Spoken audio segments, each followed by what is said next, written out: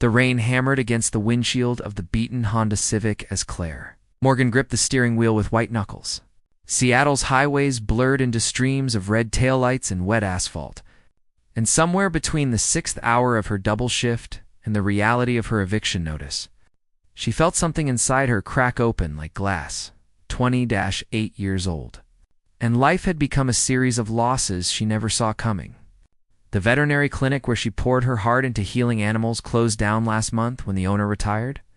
Her engagement to Trevor ended 3 weeks ago, and she discovered he had been lying about everything from his job to his feelings. The tiny apartment she loved, with its window box of herbs and view of the harbor, would belong to someone else by next Friday. Her savings account held exactly $217. Claire pulled into a rest stop. Somewhere near the Washington-Oregon border, too exhausted to drive another mile. The engine sputtered and died with a sound that felt personal, like even her car had given up on her. She pressed her forehead against the steering wheel and let herself feel it all, just for a moment. The grief, the fear, the bone-deep tiredness of fighting and losing and fighting again. When she finally lifted her head, the digital clock read 11:47 p.m. Across the parking lot, a diner glowed warm and yellow against the darkness. Its neon sign reading Millie's Place, open all night. Claire grabbed her worn backpack and walked through the rain, her sneakers soaking through with each step. Inside, the diner smelled like coffee and pie and the kind of comfort she desperately needed. A handful of truck drivers occupied scattered booths, and a waitress with kind eyes gestured toward an empty seat at the counter. Claire ordered chamomile tea and tried not to cry when the warmth of the cup seeped into her cold hands. While waiting, her eyes wandered to a corkboard near the restrooms covered in flyers and business cards. Most were typical offerings for mechanics, handymen, and lost pets. But tucked in the upper corner, printed on expensive cream cardstock, was something different. Overnight estate caretaker needed. Private residence. Must be comfortable with animals and solitude.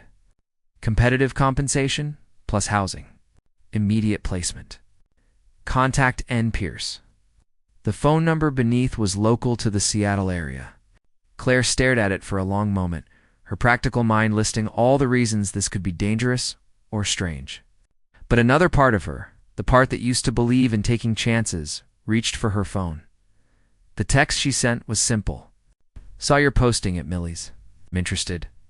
Available immediately. Claire Morgan.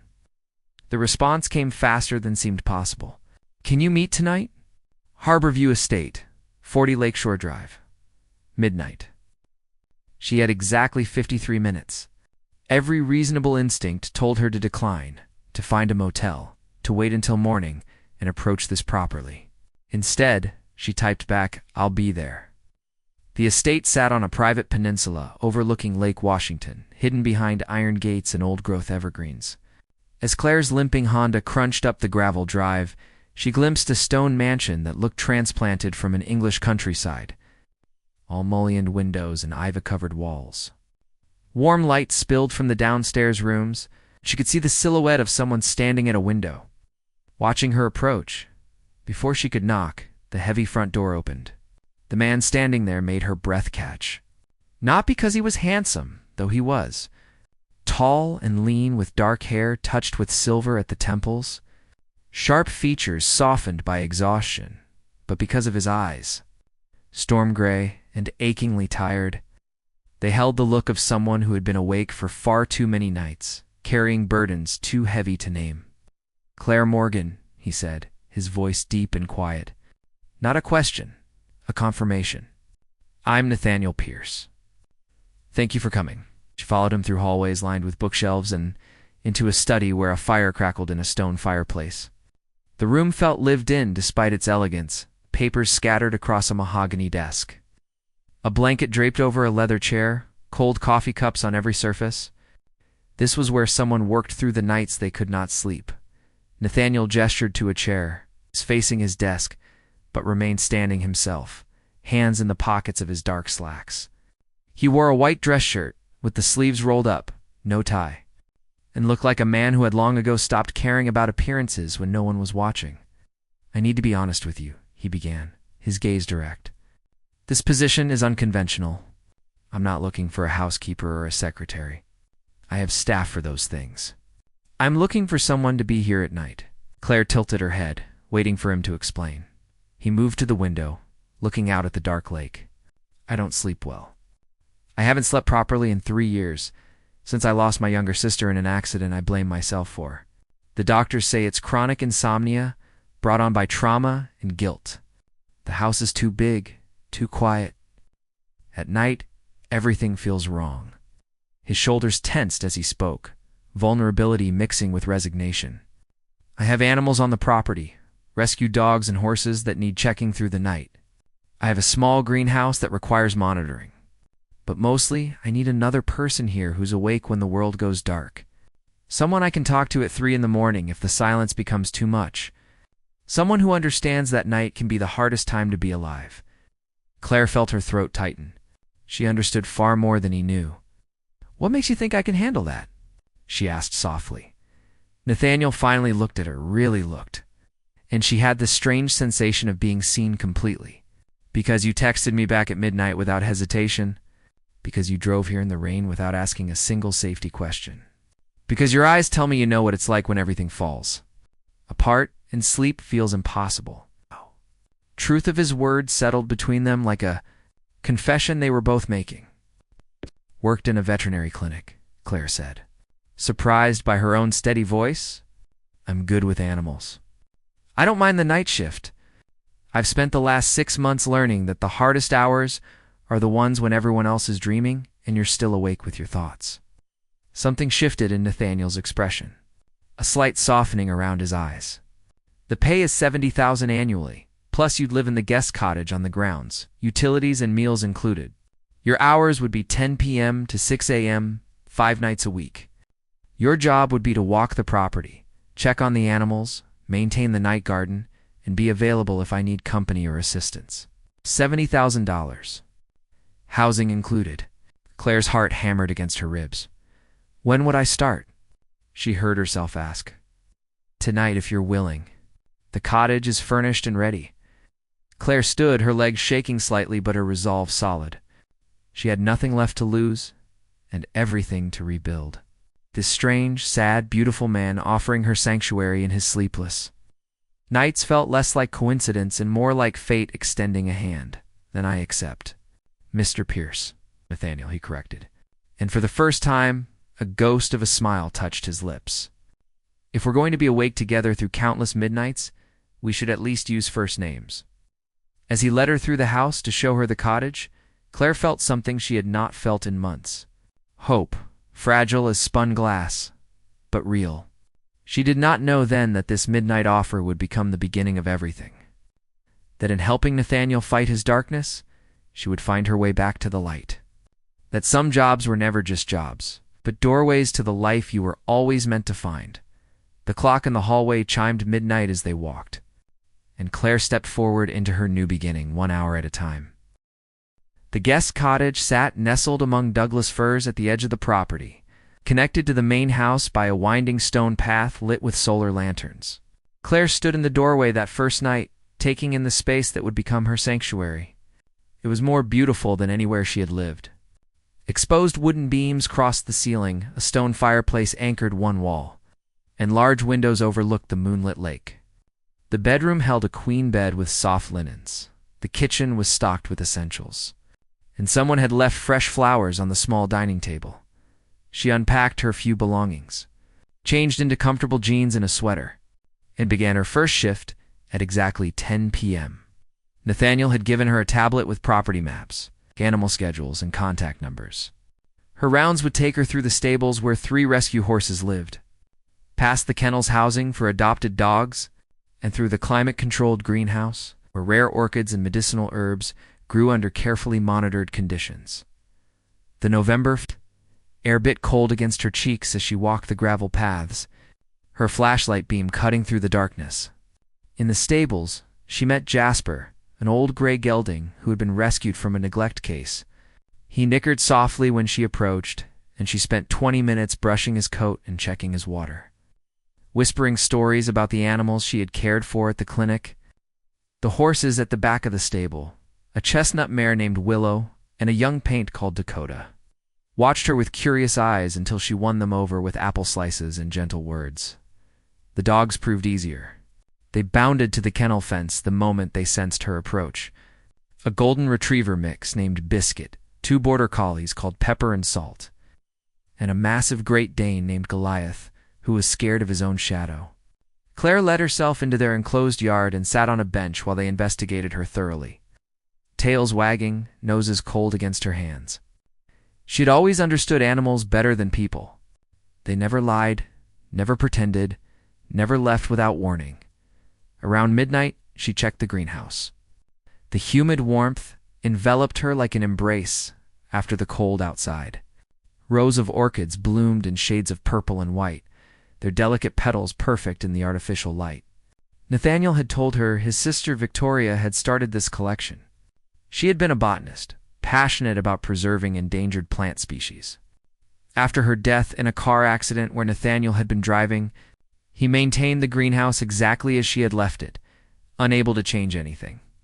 Unable to let go, Claire adjusted moisture levels and recorded temperatures, then sat on a wooden bench among the flowers. The quiet here felt different from the quiet of her empty apartment or sleepless nights alone. This quiet held presence, the gentle hum of climate controls, the drip of irrigation systems, the sense that she was caring for something that mattered. She returned to the main house around 1 a.m. to complete her report. Nathaniel had said she could use the kitchen and the study for breaks.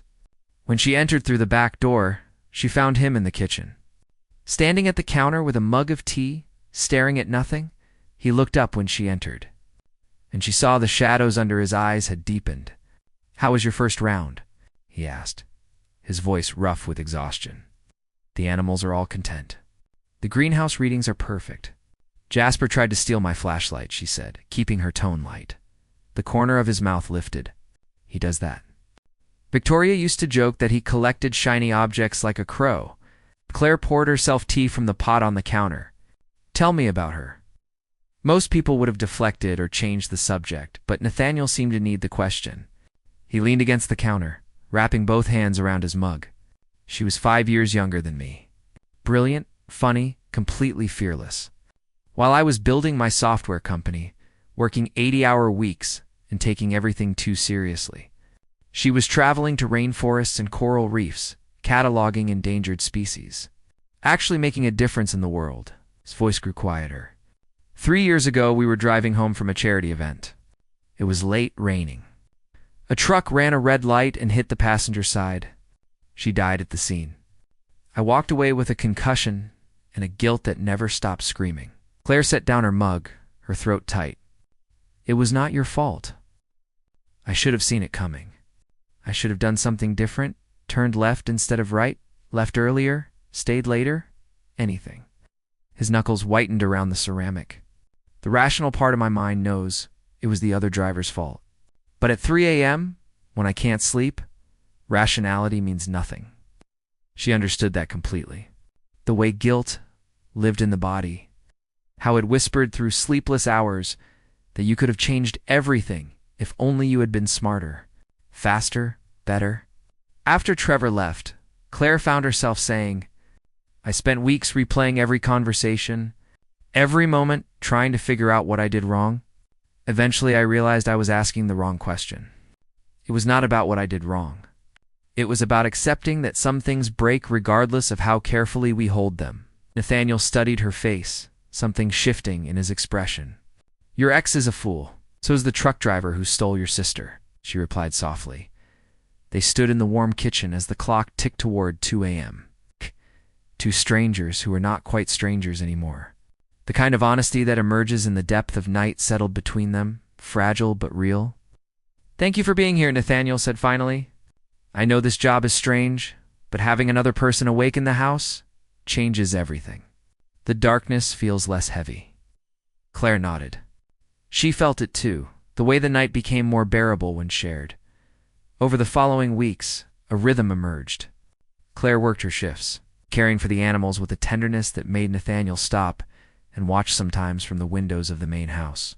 She learned that Goliath loved having his ears scratched. That willow would only take medicine if it was hidden in mashed bananas. That the orchids responded to soft music played through hidden speakers. Nathaniel began joining her on rounds. Not every night, but several times a week. He would appear on the path around midnight, hands in the pockets of his wool coat, and walk beside her to the stables or the greenhouse. They talked about everything and nothing. He told her about growing up in Boston, about building his company from a college dorm room idea into a firm that now employed 300 people. She shared stories about Pennsylvania, about learning veterinary care from her father before he died, about the dreams she had once held of opening her own animal sanctuary. Sometimes they did not talk at all. They simply existed together in the quiet spaces. Two people who had learned that companionship did not always require words. One Thursday night in early December, Claire was in the greenhouse when she heard a crash from the main house. She ran across the property, her heart hammering, and found Nathaniel in the study surrounded by broken glass. A framed photograph of Victoria lay shattered on the floor, and he stood frozen, staring at it with such raw pain that Claire felt it like a physical blow. "I was dusting the shelf," he said hoarsely. "I just wanted to clean it, and I dropped it. I dropped her." Claire crossed to him carefully, glass crunching under her boots. "You did not drop her. You dropped a frame. She is not in the glass and wood. She is in the greenhouse you maintain, in the animals you rescue, in every good thing you do, because she taught you how." Nathaniel's breath came ragged. "I miss her so much it feels like drowning." "I know," Claire whispered. She took his hand, not caring that her action crossed some invisible professional line. "But you are not drowning tonight. You are standing here, breathing, and that is enough." His fingers closed around hers, holding on like she was the only solid thing in a tilting world. They stood that way for a long time, surrounded by broken glass and old grief, till his breathing steadied and the wild look left his eyes. After that night, something changed. The walls between employer and employee dissolved into something deeper. Nathaniel slept better, sometimes managing 4 or 5 hours before waking. He smiled more often. He started joining Claire for early breakfast before she went to sleep. Sitting at the kitchen table while dawn light spilled through the windows, talking about plans to expand the animal sanctuary or add new species to the greenhouse. Claire bloomed under the stability and purpose. Her cheeks regained color, her eyes brightened, and she laughed more freely. She began sketching plans for improved kennel designs and researching therapy animal programs they could start for local hospitals. But beneath the friendship and growing comfort, something else built between them, like a storm gathering on the horizon. The way Nathaniel's hand would linger when passing her a coffee mug. How Claire found herself watching him when he worked at his desk, noticing the concentration on his face, the elegant movement of his hands, the electric moment when they reached for the same book in the library and their fingers brushed. Both pulling back too quickly, both hyper-aware of the heat that small contact generated. Neither spoke of it. The night was their sanctuary, and neither wanted to risk shattering the peace they had built. On Christmas Eve, Nathaniel gave her a gift wrapped in silver paper. Inside was a leather journal embossed with her initials, and a note in his precise handwriting. "For all the dreams you are going to achieve. Thank you for helping me remember that life continues, even after loss." Claire's vision blurred as she traced the letters of her name. She gave him a watercolor painting she had created, showing the greenhouse at night with the lights glowing warm against the darkness. His face, when he saw it, told her everything his words could not. That night, standing in the greenhouse among Victoria's orchids, while snow fell softly outside, Nathaniel turned to Claire and said, "I need you to know something. You have given me back pieces of myself I thought were gone forever. This job, this arrangement, it stopped being about insomnia or night shifts weeks ago." Claire's heart hammered against her ribs. "What is it about now?" He stepped closer, his storm-gray eyes intense. "It is about not wanting to imagine my nights without you in them. It is about looking forward to 10 p.m. because that is when you arrive. It is about falling in love so gradually I did not notice until I was already lost." The world tilted. Claire felt tears slip down her cheeks as she whispered, "I thought I was the only one feeling that. It's not even close," Nathaniel said softly. And when he reached up to brush away her tears, she leaned into his touch like a flower turning toward the sun. They did not kiss that night. The moment felt too fragile, too new. But they held hands among the orchids as snow transformed the world outside. And Claire knew with absolute certainty that she had found what she did not know she was searching for. Not just a job, not just safety, but home. January arrived with frost patterns on the windows and a crisis that shattered the peaceful rhythm Claire and Nathaniel had built. It started with a phone call at 2 a.m. that pulled Nathaniel from the tentative sleep he had finally begun to achieve. Claire was in the greenhouse checking on a temperamental moth orchid. When she heard his voice through the open window of the study, sharp with tension and disbelief, she found him pacing behind his desk, phone pressed to his ear. His free hand running through his hair, and the gesture she had learned meant he was deeply stressed. When he ended the call, his face had gone pale. "What happened?" Claire asked from the doorway. Nathaniel looked up, and she saw fear in his eyes for the first time since she had known him. "My business partner James has been embezzling from the company. Millions of dollars over the past 2 years. The board discovered it tonight during an emergency audit. They are threatening to pull their investments unless I can stabilize everything within the next 72 hours. Claire crossed to him immediately. "What do you need?" He gave a hollow laugh. "A miracle. 3 years of financial records reviewed. A restructuring plan that convinces 12 skeptical board members to stay, and about 40 hours of work compressed into 3 days." He sank into his chair, defeat written across his features. "This company is everything Victoria and I built together. She helped me code the first version of our software in her college apartment. If I lose it, I lose the last piece of her I have left." Claire pulled a chair beside his desk and sat down, her voice calm and steady. "Then we do not lose it. Tell me what needs to happen first." For a moment, Nathaniel just stared at her. Then something hardened in his expression, the look of a man remembering he was a fighter. "I need to review every financial transaction from the past 3 years. Identify what James stole and where it went. Then create a recovery plan and a new operational structure that proves the company is sound. Can you do that alone?" "Not in 72 hours. I would need a team, but it is the middle of the night, and this information cannot be leaked until we have a solution." Claire stood and moved to the coffee maker on the side table. "Then it is good you have someone who specializes in working through the night. I may not understand software companies, but I can organize data, make spreadsheets, keep you fed and caffeinated, and make sure you do not collapse. We have handled harder things than this." Nathaniel's throat worked as he swallowed hard. "Claire, this is not your job. This is not what I hired you for." She turned to face him, pouring 2 mugs of coffee. "You hired me to be here during the difficult nights. This qualifies. Besides, you are not just my employer anymore, and we both know it." The truth hung between them, undeniable and terrifying and absolutely certain. "I do not deserve you," Nathaniel said quietly. "Lucky for you." "Deserving has nothing to do with it." Claire set his coffee on the desk and rolled up her sleeves. "Now show me these financial records. We have work to do." What followed were 3 days that blurred together into an endless stretch of numbers. Documents, phone calls, and strategy sessions. Nathaniel pulled up years of financial data while Claire organized it into spreadsheets, color-coding transactions and flagging anomalies. They worked side by side at his desk, shoulders touching, passing papers back and forth, speaking in the shorthand of people who understood each other completely. Claire proved to be unexpectedly brilliant at pattern recognition. Her veterinary training had taught her to observe subtle details, and she applied that skill to the financial records, spotting irregularities that Nathaniel had missed in his exhaustion.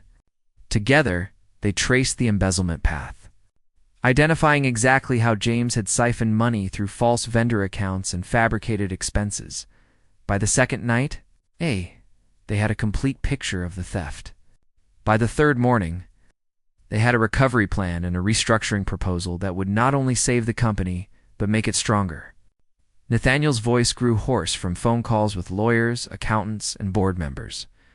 Claire kept him fed with simple meals, forced him to take 20-minute rest breaks, and listened when he needed to vent his anger and betrayal at James's deception. At 4 a.m. on the third night, with the board meeting scheduled for 9, Nathaniel pushed back from his desk and pressed his palms against his eyes. I cannot think anymore. My brain feels like static. Claire stood and moved behind his chair, gently placing her hands on his shoulders. She felt the knots of tension there, the exhaustion radiating from his frame. Without overthinking it, she began to massage the tight muscles. Working out the stress with careful pressure, Nathaniel went completely still for a heartbeat, then released a long, shuddering breath. That feels incredible. You have been hunched over that computer for 3 days. Your body is screaming. She continued working, feeling him gradually relax under her touch. Tell me about the first piece of software you ever wrote. He smiled, eyes still closed. I was 14. I created a program that would automatically organize my sister's research photos by date and location. She had thousands of images from field studies, all scattered across different folders. The program took me 6 weeks to write, and when I showed it to her, she cried. She said I had given her back hundreds of hours of her life. That is when you knew this was what you were meant to do, Claire said softly. Yes, not just coding, but creating things that made people's lives easier. That gave them time back for what mattered. His voice grew thick with emotion. Victoria always said technology should serve humanity, not the other way around. That is what our company was built on. That is why I cannot let it fail. Claire leaned down, her cheek near his. You are not going to let it fail. In 5 hours, you are going to walk into that boardroom and remind 12 people why they invested in you in the first place. Not because of the money, but because of the vision. You are going to tell them what Victoria believed. And you are going to save this company because giving up is not who you are. Nathaniel turned his head. And suddenly, they were inches apart. His gray eyes locked on hers, with an intensity that stole her breath. How did you become the strongest person I know? I learned from someone who gets up every morning despite carrying grief heavy enough to crush most people, she whispered back. The space between them hummed with 3 months of growing feelings. Sleepless nights of shared confidences, and the raw honesty of 2 people who had stopped pretending they did not need each other desperately. Nathaniel lifted his hand and cupped her cheek, his thumb tracing the line of her jaw with reverent slowness. If I kiss you right now, he said, voice rough with exhaustion and longing, everything changes. There is no going back to employer and employee, no professional boundaries, no safe distance. Claire's heart hammered so hard she was certain he could feel it. I stopped wanting safe distance the night you told me about Victoria. I stopped seeing you as my employer weeks ago. And if you do not kiss me soon, I am going to lose my mind. A smile broke across his face, genuine and full of wonder, and then his lips were on hers, soft and searching and perfect. Claire melted into him, her hands sliding into his hair as 3 months of careful restraint shattered into something beautiful and true. He kissed her like she was precious, like she was the answer to every question he had been afraid to ask, and she kissed him back with all the feelings she had been holding inside when they finally pulled apart. Both breathing hard, Nathaniel rested his forehead against hers. I love you. I have loved you since the night you held my hand in the broken glass. Maybe even before that. As tears spilled down Claire's cheeks. I love you too. So much, it terrifies me. Good terrified or bad terrified? She laughed through her tears. The best kind. The kind that means something real and worth fighting for. They held each other as dawn light began to creep through the windows. Exhausted and elated, and finally honest about what they meant to each other. The board meeting that morning was brutal. Nathaniel presented their findings with Claire sitting in the back of the conference room. Silent support, he drew strength from every time he glanced her way. He laid out the embezzlement, the recovery plan, and his vision for the company's future with a passion and clarity that reminded everyone why they had believed in him from the beginning. When the votes came in, it was unanimous. The board would stay, James would face criminal prosecution, and Pierce Technologies would emerge from the crisis stronger than before, Nathaniel found. Claire in the parking garage afterward. and she ran to him, laughing as he lifted her off her feet and spun her around. "We did it," he said against her hair. "We actually did it." "You did it," she corrected. "I just kept you caffeinated. You did so much more than that." He set her down, but kept his arms around her waist. "You reminded me I am not alone, that I do not have to carry everything by myself, that asking for help is not weakness." Over the following weeks, their relationship deepened in ways that felt both thrilling and natural. Nathaniel still needed Claire to work nights occasionally, but now it was because they had both grown to love those quiet hours together, not because he could not sleep without her presence. His insomnia gradually improved as his guilt over Victoria's death transformed from a raw wound into a scar he could live with. He started sleeping 6, then 7 hours most nights. Waking rested instead of panicked, Claire expanded the animal sanctuary with Nathaniel's full support, adding more rescue horses and dogs, and starting a therapy animal program that brought the gentle creatures to children's hospitals and nursing homes. She hired staff, created training protocols, and watched her dream take shape with Nathaniel beside her every step, offering encouragement and resources and unwavering belief in her vision.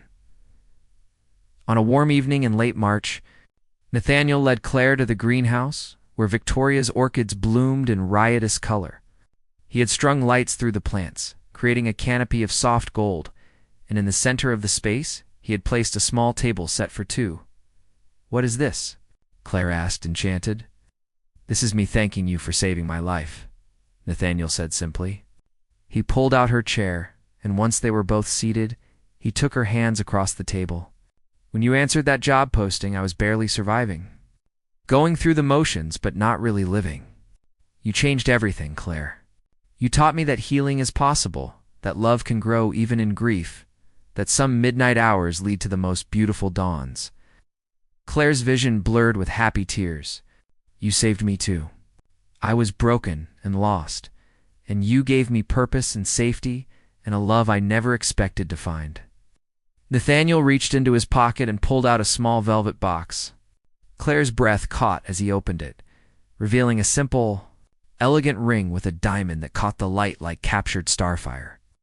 "I know we have only been together a few months, but I have learned that time is not what matters. What matters is certainty, and I have never been more certain of anything in my life." His voice shook with emotion. "Claire Morgan, will you marry me? Will you share all your midnights and all your mornings with me for the rest of our lives?" "Yes," Claire whispered, then louder, laughing through her tears.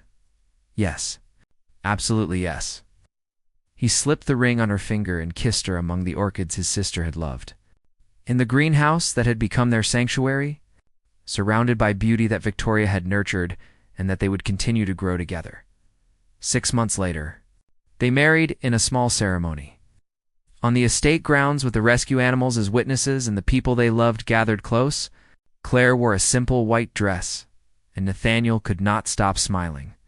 During their vows, he promised to love her through every sleepless night and peaceful morning. She promised to be his partner in healing, in building, in creating a life filled with purpose and joy. The guest cottage became Claire's art studio. The main house filled with laughter and the sound of rescue dogs padding through the halls. The greenhouse expanded to include endangered species from around the world, a living legacy to Victoria's passion. And every night at 10 p.m., Claire and Nathaniel would walk the property together, checking on their animals, tending the plants, and marveling at how a job posting in a roadside diner had led to forever. What started as a desperate attempt to outrun darkness had become a love story neither of them saw coming. Claire had thought it was just a job, a way to survive another difficult season. Instead, those midnight hours with a grieving millionaire who could not sleep had changed everything. They had healed each other in the quietest, most profound ways, proving that sometimes the best love stories begin not in daylight, but in the gentle darkness where two broken souls learn to become whole again, together. The end.